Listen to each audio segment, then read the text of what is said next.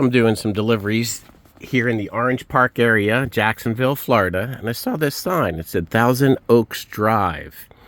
And my current age, that anytime I see Thousand Oaks, it flashes me back over 40 years ago.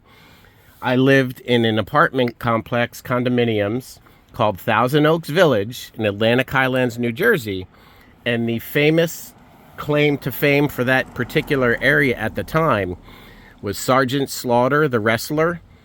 Also lived in the same complex as he was starting to get really, really popular. He eventually ended up moving out, but one of the greatest humans I've ever met. He would stop when we were, at the basketball court or riding our bikes or playing. He'd get out, wave, talk to us. He drove a camouflage limousine, which you could not miss. Super great guy. Also, another key time of my life was my mom, at the time, was dating a guy she met in a restaurant. She was working as a server, and he was a chef. He ended up getting a job down the road from where we were living at the White House. Very fancy restaurant in Highlands, New Jersey.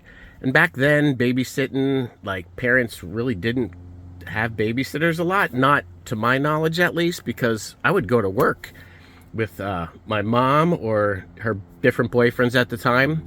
And I would go to work with Chef Joe, and the White House in Highlands, New Jersey, near the Sandy Hook Bridge, is where I got my love and passion for the restaurant life, cooking, seafood.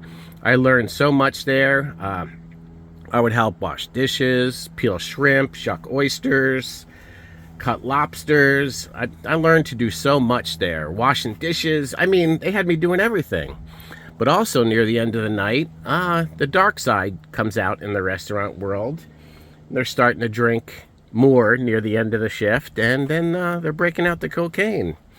So as a kid, before I was 10 years old, of course, drinking on a fairly consistent basis. I mean, they weren't letting me get hammered, but they would give me sips and shots throughout the shift.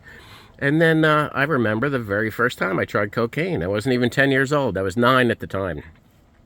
And that definitely ignited a passion and a love for that quick, fast adrenaline rush. And I always seek that out in life. And it's not through drugs now.